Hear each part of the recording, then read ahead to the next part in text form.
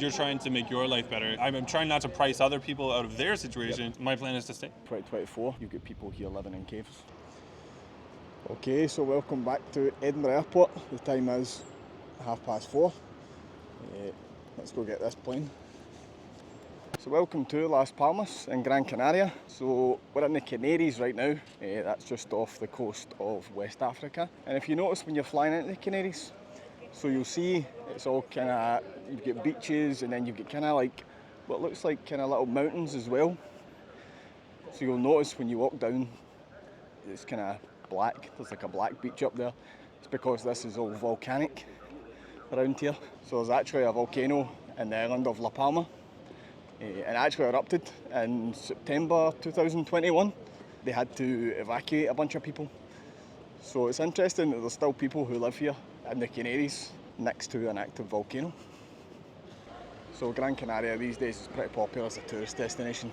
So you'll see a lot of tourists here in Gran Canaria, and also a lot of maybe digital nomads as well come to Gran Canaria. So this is popular with tourists because it's quite hot during the winter, and it's quite funny that I come and the second day that I get here it starts raining. But at least the rain here is hotter than the rain in Edinburgh. So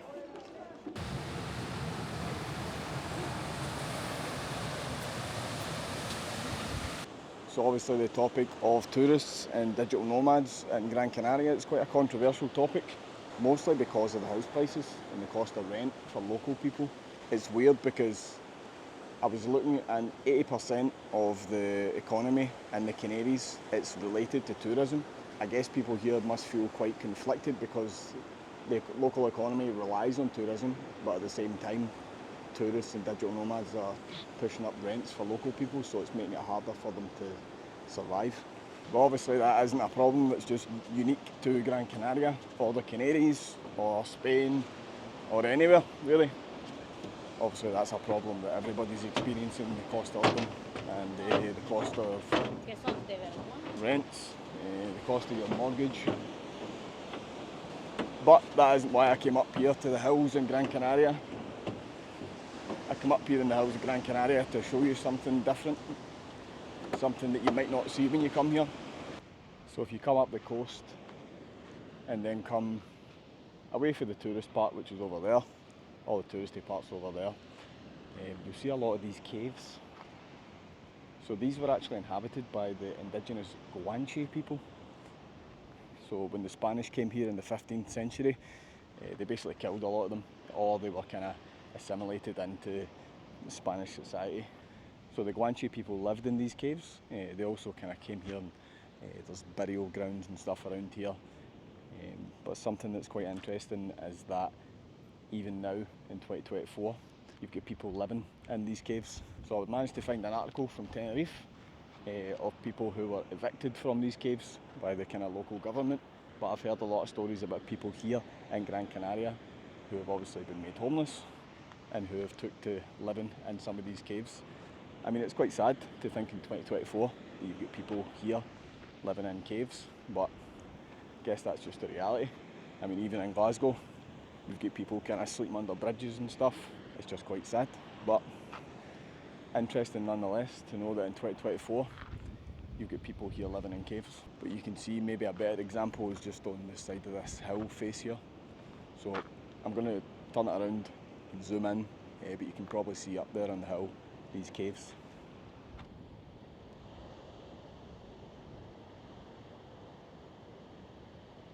So 500 years ago Christopher Columbus came here to Gran Canaria, but nowadays you'll find a new type of person that's moved in here. So after COVID, when a lot of people started working remotely, you started getting a lot of these digital nomads, and you'll find there's a lot of digital nomads living in Gran Canaria now. So I'm going right now to a karaoke bar, and I'm going to meet up with a bunch of digital nomads here in Gran Canaria. Let's go see them. I'm out in a bar in Las Palmas in Gran Canaria, and I've just met John. Hello. John is with a bunch of other digital nomads. It turns out that that's actually like really quite a big thing here. So there's a lot of digital nomads here. There are. Yeah? You said you were part of a group? Yes. So technically I'm not a digital nomad Right, because I live here. which is slightly less controversial Yep. because the digital nomad community is also controversial here. But yes, there's a Slack group called Live It Up Las Palmas Okay. that is very popular here. It has like 10,000 members. And yeah, and it's very, someone inside was saying that they hadn't heard of it being used for anything other than work. But yeah, the people use it here to sell stuff, to rent their apartments, to organize eco-friendly meetups and like a bunch of stuff like that. And yes, I'm on it. And yeah, and I've lived here for a year and a half with my Spanish girlfriend. Yeah, interesting. So why did you choose, Gran Canaria? I mean, it's quite interesting. You were telling me you're from Canada originally. Yes. And where else did you live before here? So I've lived in a few places. I lived in Canada at first, and then we lived for 8 years in Kyrgyzstan in Central Asia. My parents were actually missionaries. I'm not religious, but it was important to them, and my mom taught medicine, and my dad did like business development stuff. So he ran an institute that taught people English, and so we were there for 8 years. I was fluent in Russian at the time. I haven't really used it much since then, aside from getting like GCSEs in Russian and an A level. Speaking of which, I lived in England for 6 years. In total, I lived the most amount of time in Canada, but I'm quite lucky. I have Canadian, British, and German citizenship, and I had American, but I am in the process of renouncing that. Right, okay. Yeah. Okay. So you lived in a lot of places then. Yes. So why did you choose Gran Canaria? Yes, that was your question. Yeah. My girlfriend is Spanish. We met in Toronto, in Canada. It's partly actually that she wanted to be closer to her family. I've always been physically distant from my family. We keep in touch over the phone. So to me, it was kind of all the same. We've moved a lot anyway. My girlfriend has her abuela, her grandmother, and her uncle live here on the island. The rest of her family is pretty much in Madrid. Yeah, and my girlfriend recommended it, and it was a great recommendation. Because it's like spring/summer year round. I need an air conditioner in the summer, but like otherwise I do not miss the cold. 2 years ago, two and a bit years ago, I was working in a warehouse in like a small town in Canada, and at night it would be like minus 30, minus 35. Yeah, I would have to wear like 2 layers of pants. So the weather is great here, and it's more affordable even than mainland Spain. So like Barcelona, my girlfriend was spending 650 euros a month to rent 1 room out of 3 rooms in an apartment, whereas here we're currently paying 700 euros a month for a 2-bedroom. So that's total. So we each spend 350. So you were saying that you're right, that digital nomads here, it's quite a controversial subject. Because, and I was speaking to someone before who lives here, and they were saying that people who are from Gran Canaria, or the Canaries, they're kind of being priced out. And because there's more digital nomads coming here who can afford the rents, that's pushing all the rents up for all of them.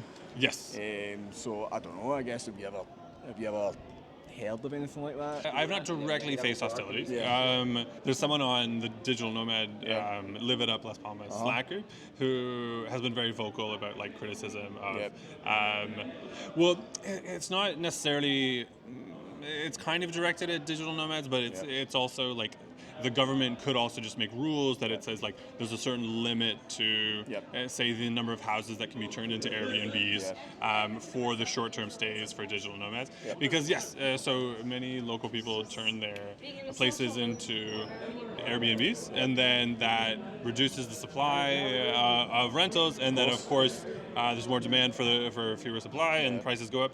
But also you have digital nomads who make thousands of euros per month after taxes, whereas here it's like, I mean, officially, even a few years ago, 20% of people here were unemployed, assuming those figures are correct, and much less local salaries are like, for example, here I have a local salary, and it's like 1,500 euros per month, which I can live on, but there's plenty of places for rent that are like close to that per month. It's hard I've for heard locals. That the girl that I was speaking to, she was saying that her rent was like 500 euros a month, and then within like a week, a landlord put it up to like 1,300 or 1,400. It was, she lived just close to the beach down there. And so it's went up a lot. What's your plans? You're planning on staying in Gran Canaria then? That is our current plan, We're looking to buy an apartment, which is also, mortgages, at least at the moment, tend to be cheaper than renting. So we're very excited for that. I mean, thanks to our parents for helping us with the deposit. Like, we're not wealthy ourselves. My plan is to stay. I mean, it's a funny thing too, because like leaving Canada, I was also leaving very high rental prices and very high house prices. So it's like it's kind of hard because you're trying to make your life better, and then you move somewhere, and then you're like, oh, maybe I'm trying not to price other people out of their situation. It's like in one place other people are the gentrifiers, and in one place you are. It's really super social here, is what I've found, even though I've only been here for like a couple of days. Sure. Maybe as well that's part of the appeal. Oh, absolutely. Apart from the fact that, the weather's great all the time. But yeah, the weather is great. Well, speaking of the social aspect of it, I found, since I got here, I found it very easy to meet people, especially here near the beach, Las Canteras. I've stayed around this area, and there's a lot of events in this area. It's like, there's often events being organized. And it's partly, I think, that there are so many digital nomads, so there are plenty of people looking to make friends. The locals probably already have their group of friends, but at least among the digital nomads, it's very easy to find an English-speaking community as well. And that's like you're saying, there's 10,000 people on that Slack channel. Yes. So that's 10,000 people who are just here. Not at the same time, probably. Yeah, there's coming and going. So the Spanish brought the sugarcane industry here to the Canaries in like the 15th century. But there's still parts of that kind of old industry here, so you can still go and see some of the rum distilleries that they have here. So that's where I am now. I'm in the bus, and we're going to go drive 45 minutes up into the mountains and see an old rum distillery.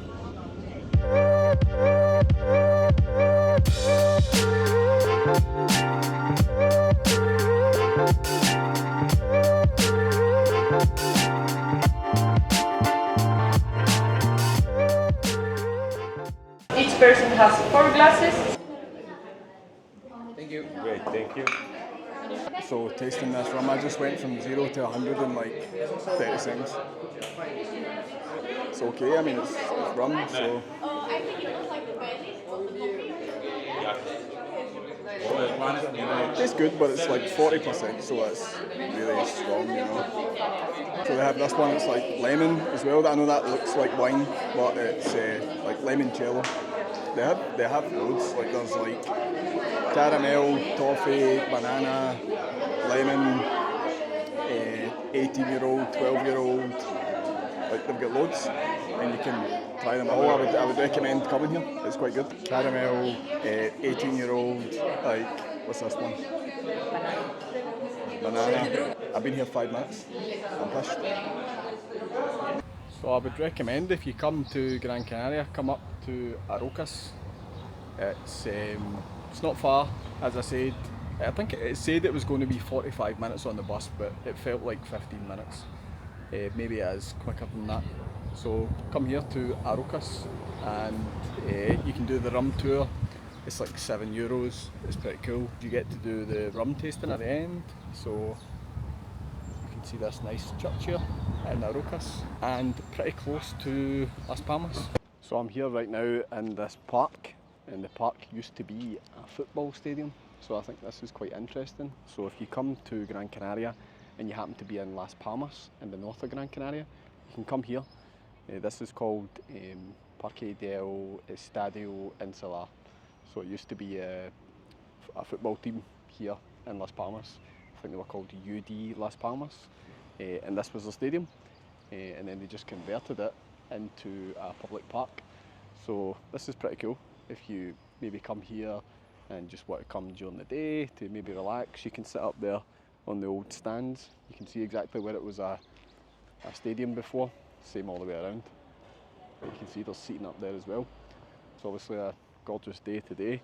The weather's always like this apparently in Gran Canaria, so year round it's like, 20 degrees to 20 to like, 27, 30, something like that, which is why this is popular in the winter.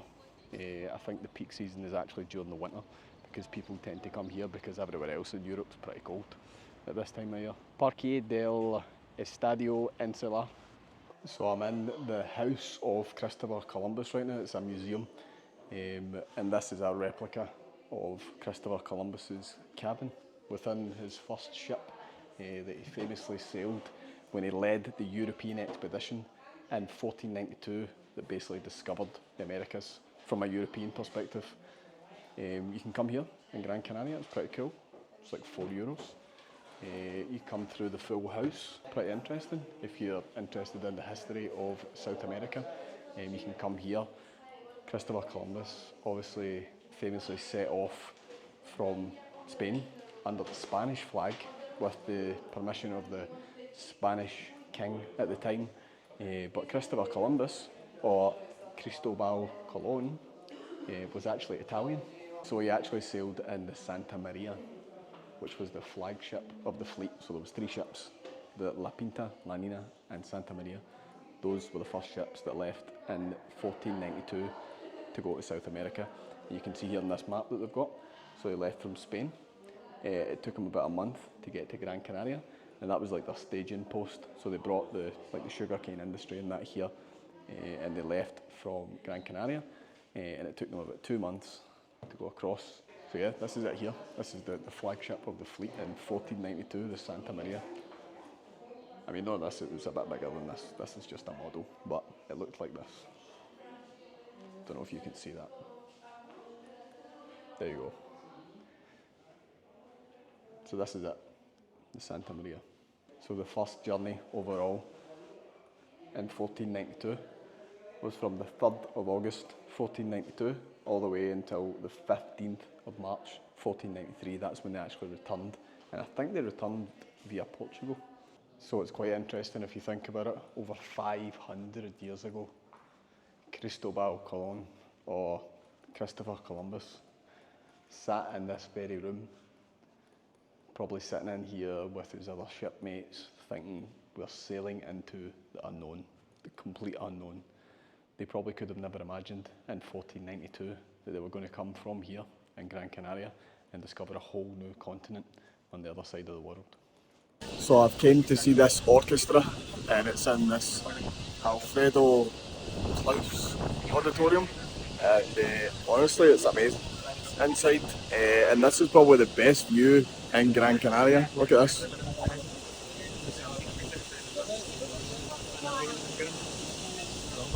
I'll show you inside when I go back in.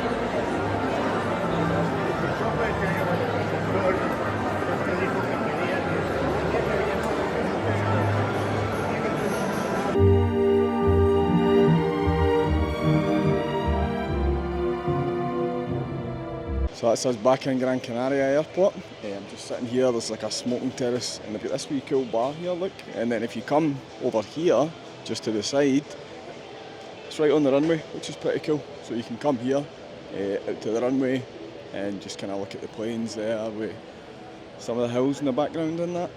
See that? Cool. So a couple of good things that you can do when you come to Gran Canaria. Definitely go on that rum tour. And if there's something on in that concert venue, go and have a look there. Look, this has been a good trip. Hope you enjoyed the video. Make sure to like and subscribe. See you in the next one.